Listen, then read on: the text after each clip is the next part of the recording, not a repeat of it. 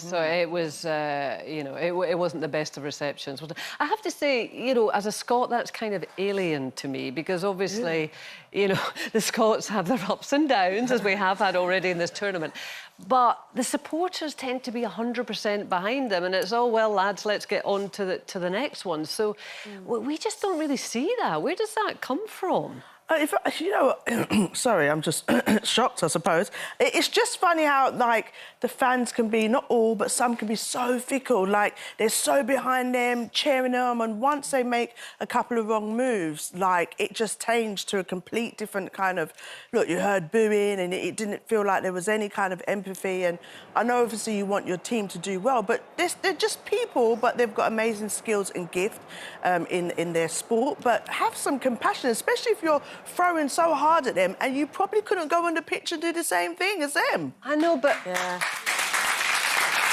I mean, I don't know, as I say, it's kind of alien to me, but they're very highly paid, there's a lot of expectation. I mean, should they get that reception, Kelly? Look, I don't think they should. I think it's herd mentality in football. I mean, really, football in this country, when it comes to men's football, let's say, it is really aggressive, I think. From a fan's perspective, it's really aggressive. Yeah. But I think we, as a nation, have been so sort of...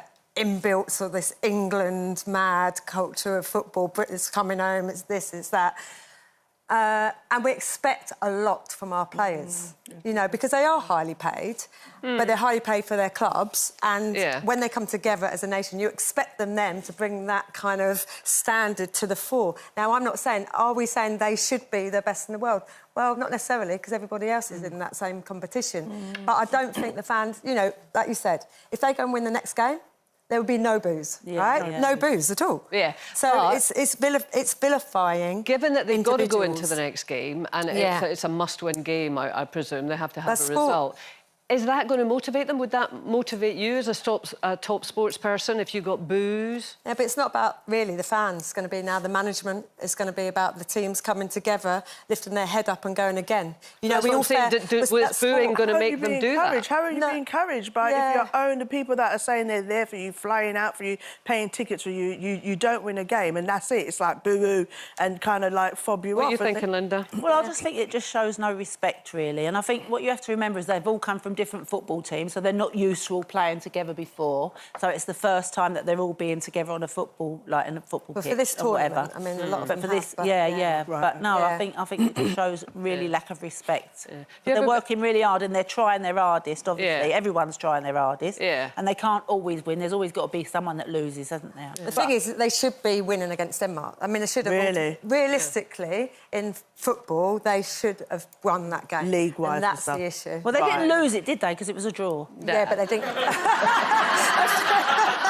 I suppose, though, you can be booed in any arena. I mean, you must have stood in front of some tough crowds. Linda, you must have stood in front... I've been heckled, and you always have to assess the situation. Because sometimes, you know, even with football, it's not just the person at the front, it's all the technical stuff and stuff that's going on behind, like you said, management. So I've been heckled, but I think when I step on the stage, I give that kind of power look that they know, OK, let me stop, because this queen's not going to rap with me. Do you know what I mean? So you have your little moments. It's just how you deal with it in that time, you know. It's just hard. It's just really hard to watch, and we just hope that the boys are OK, because you've got to think about them off the pitch. And when you're there in a beer and a lager, you're not really thinking about that. You just want your team to win. I understand that. You're right, actually. But give them that same love and let them know that, listen, even though what you go through, we're still going to be behind you. That is one thing that people forget. They will be wanting to win. As individuals, they want to do better. Yeah. It's just collectively, as a team, we want more as England. Go on, Linda. Motivate them. No, I've never been booed.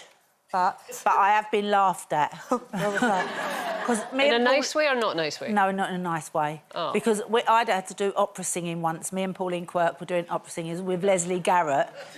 And there was like 5,000 That was your first mistake, I know, wasn't exactly. it? There was 5,000 people. There was 5,000 people at the arena where we was, and Leslie Garrett sang first. And you have to remember, we'd only rehearsed with a piano. All of a sudden, we had a big orchestra there. What were you singing? Rule Britannia. Oh. And I have got the worst voice in the world. Here we go. Go on. Britannia rules away. Britain never, ever, ever will be slain. Oh, and my kids were in the audience, and the audience were killing themselves laughing. I didn't think I sounded that bad, but obviously I did.